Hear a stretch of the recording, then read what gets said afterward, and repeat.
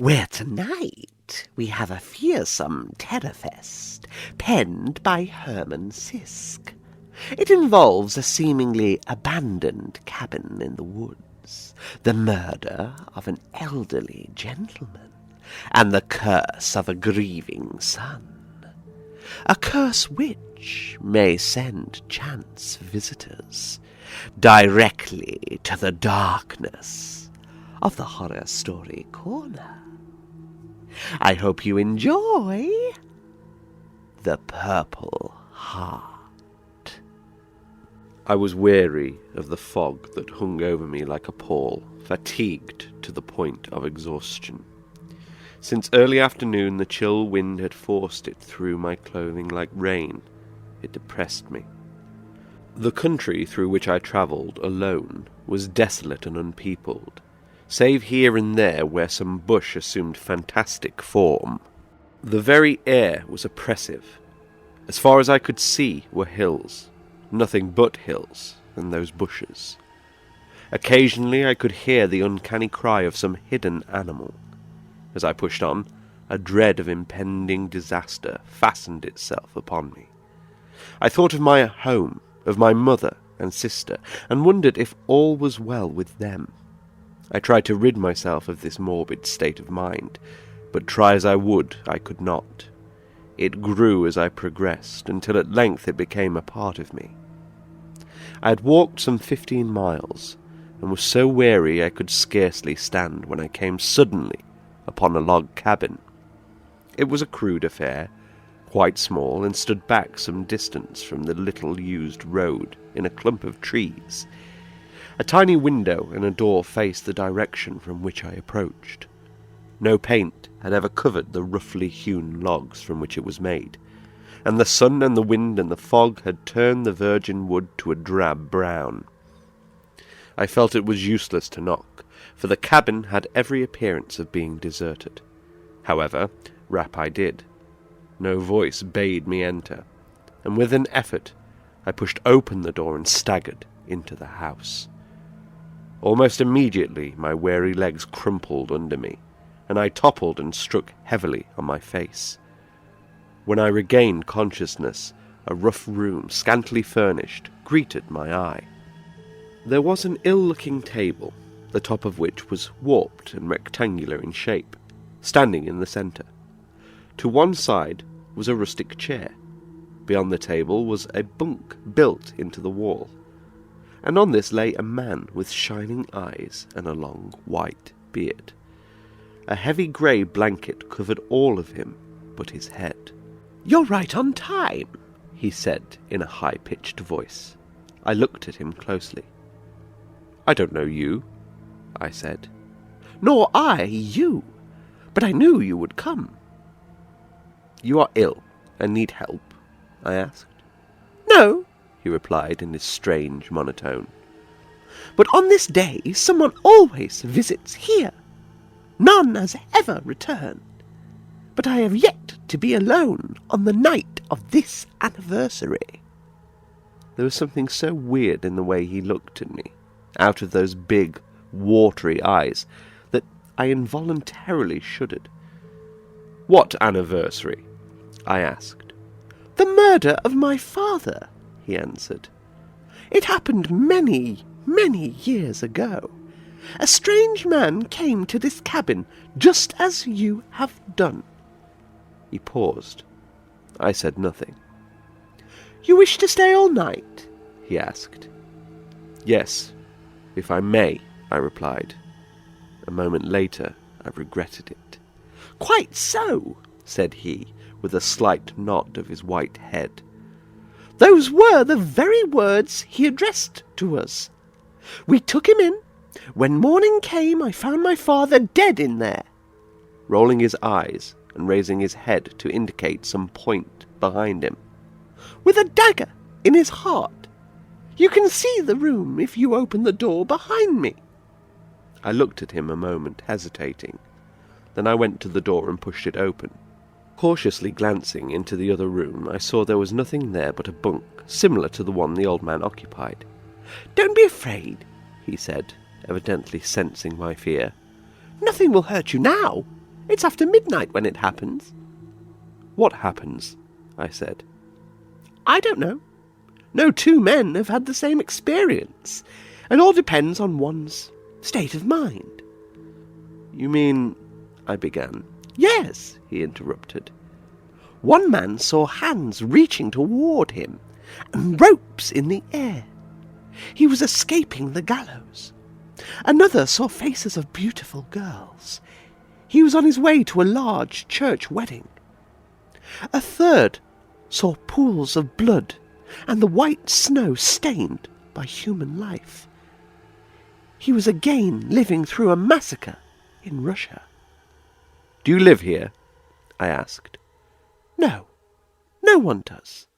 The cabin is quite deserted. I come each year to welcome the evening's guest." "Is there no other place to stay?" I asked, a sudden fear seizing me. "None. Besides, it is growing dark without, and you would lose your way even if you could leave." There was something ominous in the way he uttered these last 5 words. "Yes," he went on, as if I had asked the unuttered question in my mind. "You may think you can go, but you cannot. That is the curse my father placed on this cabin, and I come each year to see that his word is obeyed. Whoever enters that door yonder on this date must stay until morning, and endure the agonies that only the rising sun can dispel."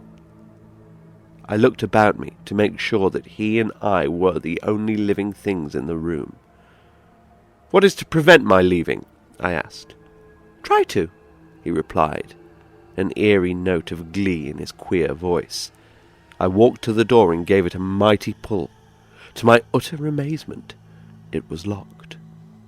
I tried again, this time with greater determination, but the door remained unyielding.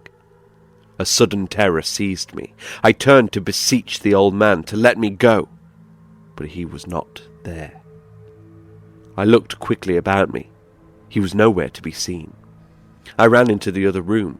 It was as empty as before. I rushed to the door there and pulled vigorously, but my efforts were in vain. Returning to his bunk, I examined it closely. To my great astonishment, the heavy grey blanket was gone. In desperation, I tried once more the door through which I had entered the cabin. It was still as inflexible as concrete. Darkness fell fast, and the room became very dim. I groped about and discovered some matches and a candle on a shelf under the table. I struck a match and lighted the candle, letting some of the tallow drip onto the table. I made a stick for it. I then sat down on the edge of the bunk and anxiously awaited developments, but nothing occurred to mar the sombre silence in my prison. Thus I remained until my watch pointed to the hour of 9. My journey had greatly fatigued me, but my fears counterbalanced my weariness, so that I kept awake in spite of it. At length, however, my eyelids grew heavy, my eyes became blurry, so that the candle multiplied, and my head drooped until my chin rested on my chest. Letting the candle burn, I lay back on the hard bunk. I was cold and very nervous, and greatly felt the need of food and dry clothing. But my fatigue soon overcame me, and I fell asleep. When I awakened, a sense of suffocation and bewilderment hung over me. Whereas the room had been cold when I lay down, it now seemed close and hot. I pulled myself to a sitting posture. The room was dark. The candle was out. I jumped to my feet and started toward the table. But in another moment I stood frozen to the spot. My eyes arrested and my body palsied by what I saw before me. At the far end of the room was a purple glow in the shape of a human heart. It was stationary when I saw it, but almost immediately it began to move about the room. Now it was at the window, then beside the table. Again it moved quickly but silently into another room.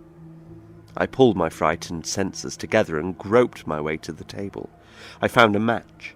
With trembling hands I struck it and lit the candle. To my surprise, It was almost as tall as when I had fallen asleep. I looked at my watch. It was 1 o'clock. A moment later, the flame was snuffed out, and I was again in total darkness. I looked wildly about me. Horrors! The purple heart was beside me. I shrank back in terror. It came closer. Suddenly, I acquired superhuman courage. I grasped for the spectre. I touched nothing. I placed my left hand before me at arm's length. Lo! It was between me and my hand. Presently it moved away. A great calm settled over me, and I began to sense a presence in the room. Now, without any fear and with a steady hand, I again struck a match and lighted the candle. It was promptly extinguished. I struck another with similar results. And now something brushed my lips, and an arm was passed lightly about my shoulders, but I was no longer afraid. The room continued, cosily warm, and a greater sense of peace came over me. Presently I lay down again and watched the purple heart as it came toward me and took its place at the edge of the bunk, like some loved one sitting beside me. I must have fallen asleep again, for I knew no more until broad daylight awakened me, and I found myself lying in the middle of the room. There was no fog.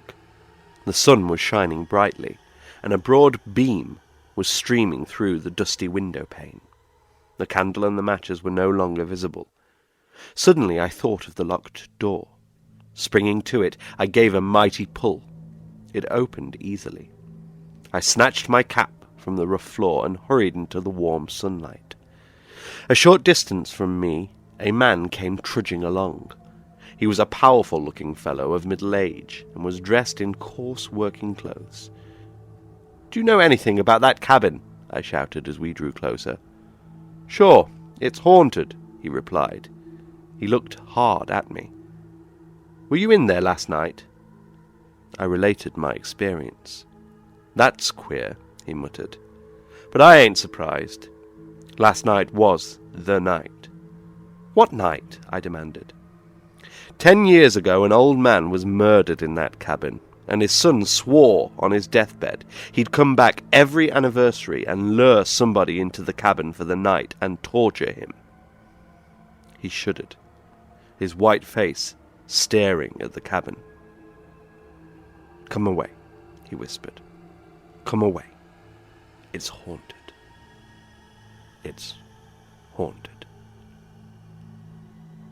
Well, looks like our protagonist's bravery saw him through, and he has made it out in one piece.